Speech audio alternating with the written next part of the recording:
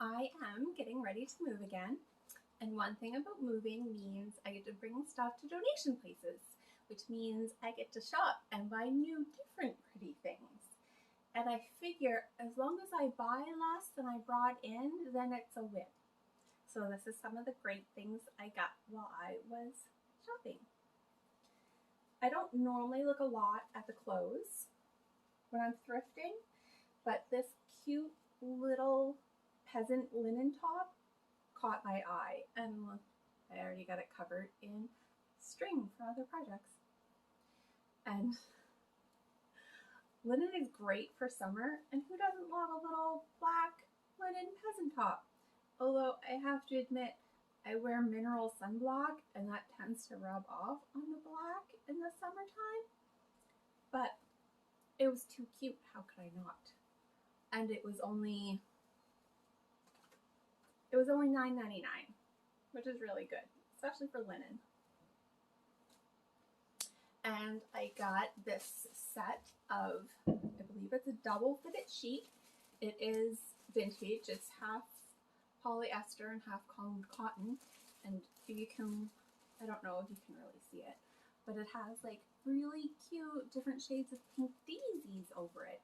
And then there's yellow and orange, the very like, probably like 60s, 70s colors. And it's never been opened. So I think it might make a night dress or a dress or something. But I love vintage sheets. Who doesn't love vintage sheets? And I also always look at the china while I'm there because I have a problem. And I got this really cute pearlized teacup. Now this one, it isn't marked on the bottom.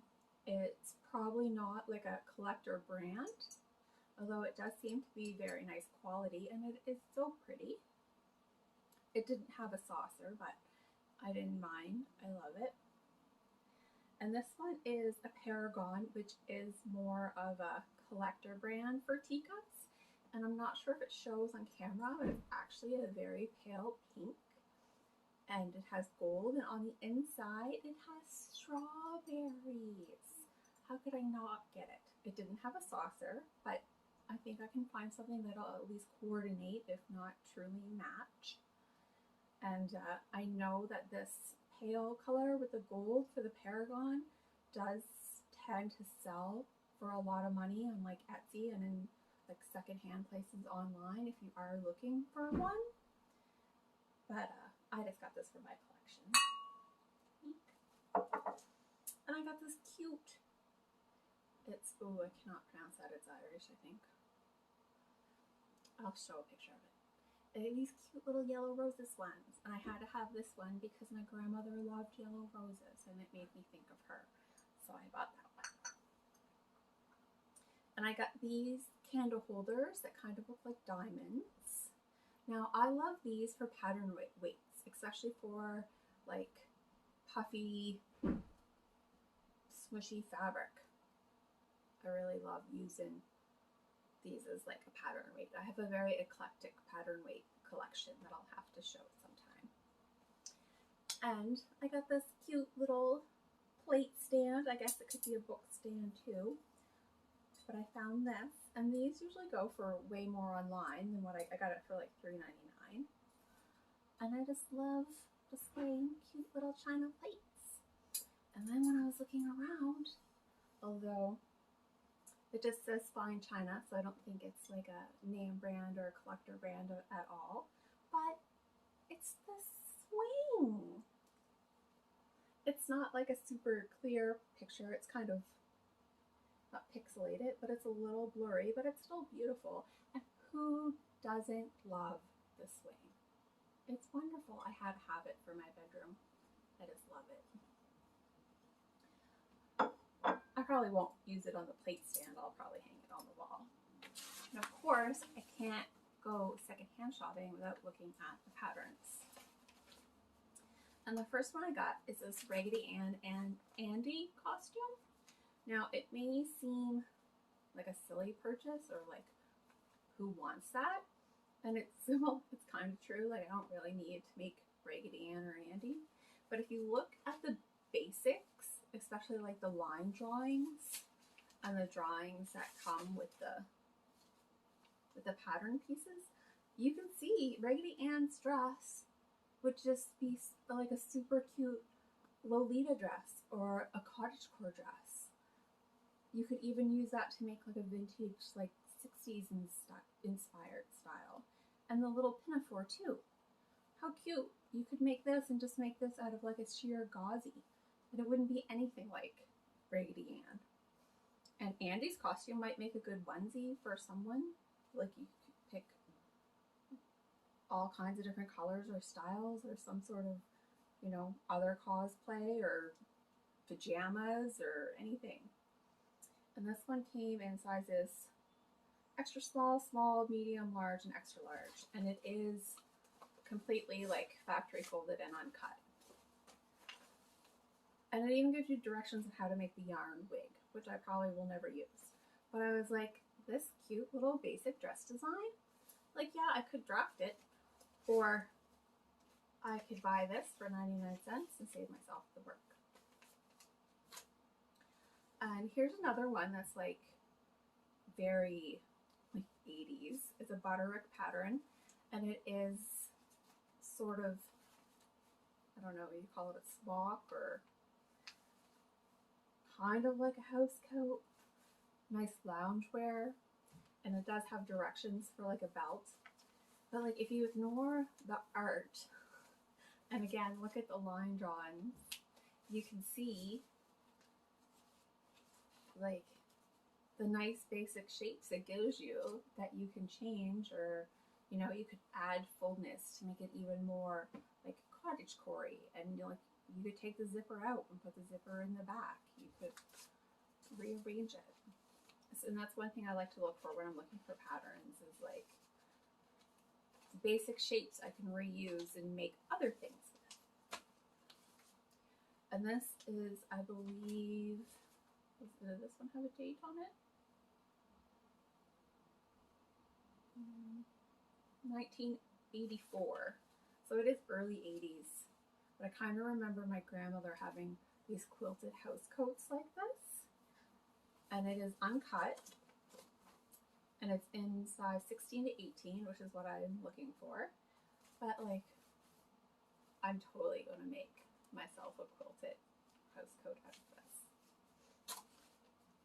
And this is another pajama pattern. It is again uncut and factory folded. And it's like this men's pajama pattern. And you can see on the picture that I think like this picture is definitely 50s, but this picture is like definitely like 80s. And this one I think is even more modern, and it probably no longer has a date on it. But it's like a robe and just pajama bottoms and the pajama top, which you could use to make a million different looks for. And it's size large and extra large, and the larger sizes are always harder to find.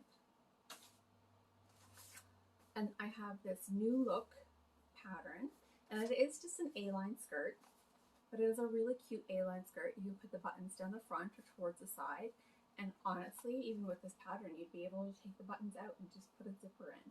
But it's always nice to have like a basic A-line pattern with different lengths. Like, they are easy enough to draft. They really are. But for 99 cents.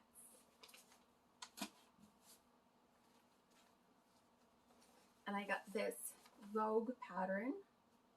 Vogue Patterns American Designers. And I really like this style here with this gathered neckline, this blouse. I think it's just so cute, and I have some silks that I think would look really nice in it. And Vogue patterns usually go for a lot of money. So like, they are usually one of the more expensive brands. And this one is cut, but I think it's still like in a size range that would fit me. And really, because it's gathered, all I'd have to do is add a little bit more. And it's originally in sizes 12, 14, and 16, which would be plenty big enough to fit me, even if it's the 12 that's cut out. Oh, and this one is so cute. I love pajama patterns. I'm going to make myself a whole slew of pajamas. And it's in large 18 to 20. Like, it's just like, how cute is this? I love these cute little just basic pajama patterns. And this one's copyrighted 1978. I'm like, how cute is that? Oh, and I love this one too because I love a good yoke pajama dress. I'm like, how cute is that? And like nowadays, this pattern, this style could easily be made and worn out of like outdoor fabric and not just pajamas. I'll probably make pajamas. It is listed as a size 16. It's Style Sewing Class Pattern. This one is copyrighted 1979. So sometimes you do find some great vintage patterns in thrift stores for 99 cents. And even like the weird 80 ones, or the weird ones from the 80s, like if you look at the basic shapes, you can get a lot of really good pieces out of the different patterns you can find. Although it's like hit or miss. They either have a lot or they have nothing. I guess it all just depends on who's donating or dying. Oh, and my favorite find is from the fabric section. And I think that this is vintage. I think it probably is because it is only like this wide, which most modern fabrics are woven wider than this. So either it's vintage or it's just a higher quality. It is a velvet. It doesn't feel like polyester. It feels like it might be silk or cotton. I haven't been able to find a lighter to burn it. When I do, you'll probably hear about it. But I got this whole great big piece for only $3.99, and velvet is super expensive, especially if it is cotton or silk velvet. And I just fell right in love with this, and I am so happy to have this, and I think this is my favorite find of that trip.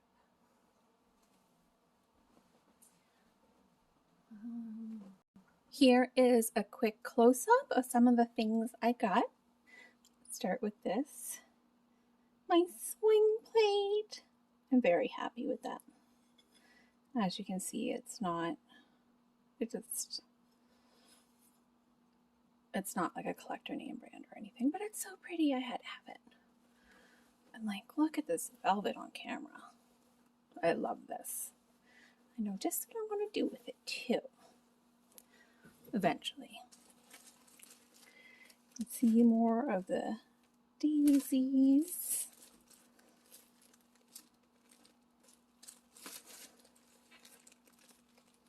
So cute. Oh, and the strawberries. Like, look how cute they are in there. And finding teacups with strawberries is hard. And when you do find them, they tend to be expensive. Like, it still just looks white and doesn't show the actual pale pink it is, because it is the palest pink. And it's so pretty. And I just can't get over those strawberries. I don't know a lot about China, but I know if I was looking this up to buy one, it would cost me a lot of money. This one's super pretty. But it's not like marked at all.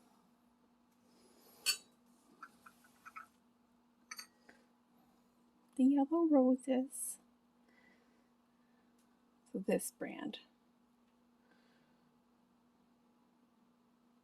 And it looks like someone marked it with nail polish on both the teacup and saucer. And I suspect that someone must have had like the actual set and it's filthy dirty. Because for baby showers and bridal showers, lots of times you play the game where you mark the bottom of the teacup, and whoever gets the marked teacup wins a prize. And if the person had the matching set, well, then you would never know which one had the nail polish on the bottom. I can't say for sure, but that is my suspicion. I'll quickly show you the line drawings in some of these easily. Oops. So this is the part you really want to look at, because this is the part that really gives you the most information.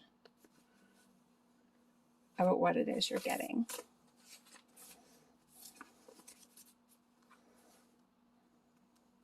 Like, look, this is a nice A-line, nice raglan sleeve. I could easily add some watteau pleats on here and make it really flowy and like crazy delicious.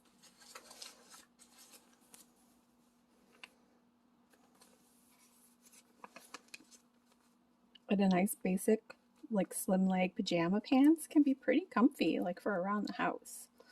And I feel like this has potential. Not worn like this though.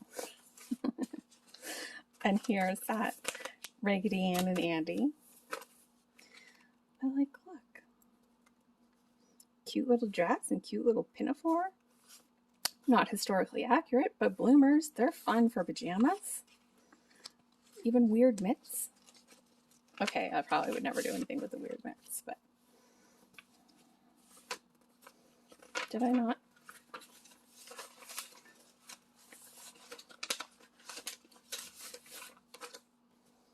Here, this is the one I want. So see, this page really gives you a lot of information about, like, look how cute this is. That's going to be adorable. And it gives you the front view and the back view. So see, when I see it like this makes me think of like some sort of mechanic, some kind of like Bob the Builder costume. And cute little nightgowns. I love finding nightgown patterns. I think this is the one that has a really interesting piece. And like, look, how cool is that? It's just one big piece. I'm excited to make that.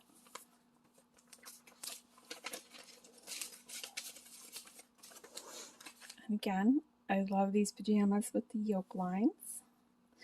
And another thing is, if the yoke fits you and it's just too small here and here and here, then you just need to add to these gathers. You really just need a neckline that fits you. Like, how cute are they?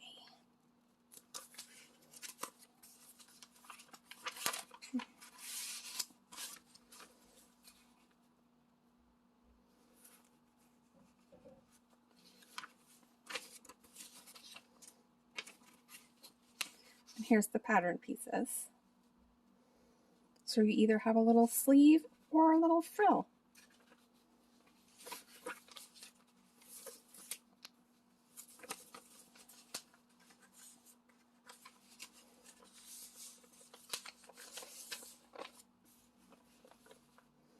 I'm really excited to make this one. I might do it without a collar though, and just have it be gathered and probably a wider cuff. Let's face it, I change most of the things I sew when I buy a pattern, but like, see? So this is so much to go with, to work on, that you can do so many variety of things with these pattern pieces. And that's one thing I really enjoy doing. I am hoping someday to like have a scanner so that I could scan some of these vintage patterns and have them available to people. So fingers crossed for me. So if you like this video and you'd like to subscribe or leave me a thumbs up, I do mostly sewing videos and the occasional like vintage thrift shopping haul video, and it usually relates to sewing. Thank you so much for watching. Bye.